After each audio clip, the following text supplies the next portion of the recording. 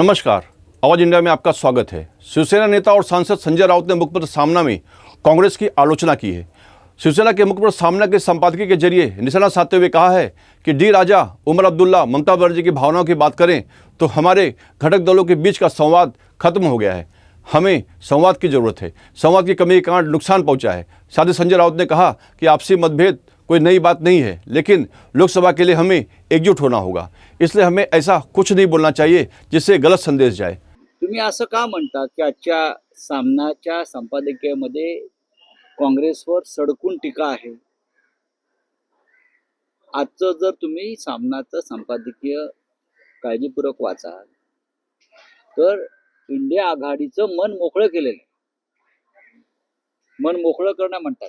पहले दिल से कुछ बातें होती है वो आपस में होती है. आणि इंडिया आघाडीविषयी आमच्या घटक पक्षातल्या नेत्यांच्या काय भावना आहेत? मग ओमर अब्दुल्ला जे असतील, तेजस्वी यादव असतील, डी राजा असतील, ममता बॅनर्जी असतील, आम्ही स्वतः असू, या सगळ्यांच्या भावना व्यक्त झालेल्या. इंडिया आघाडी अधिक मजबूत व्हावी, टिकावी आणि या देशाच्या राजकारणामध्ये अधिक पुढे जावी, ही आमच्या सगळ्यांचीच भावना आहे. पण गेल्या काही दिवसापासून आमचे काही घटक पक्ष हे या भूमिकेत आहेत की संवाद तुटलेला आहे. तो डायलॉग हवा. तो डायलॉग जर तुटला तर कोणतीही आघाडी यशस्वी होत नाही. शिवसेना भाजप युतीमध्ये डायलॉग संपल्यामुळे युती तुटली. डायलॉग संपला.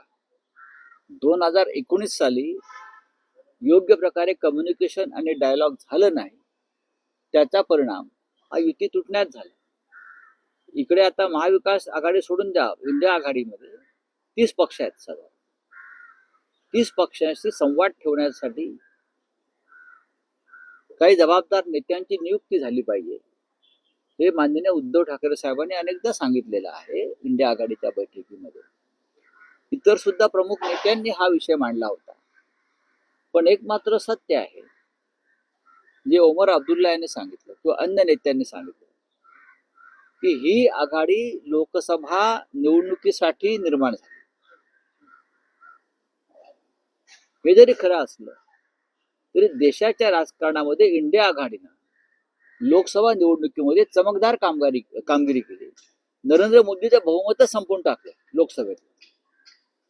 म्हणून ही आघाडी टिकायला पाहिजे.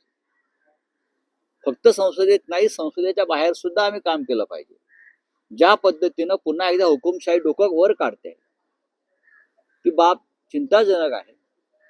आणि मोठा पक्ष म्हणून आमच्या आघाडीतला ही जबाबदारी सगळ्यात जास्त काँग्रेस नेतृत्वाची आहे. ही जबाबदारी काँग्रेस पक्षानंच घ्यायला पाहिजे.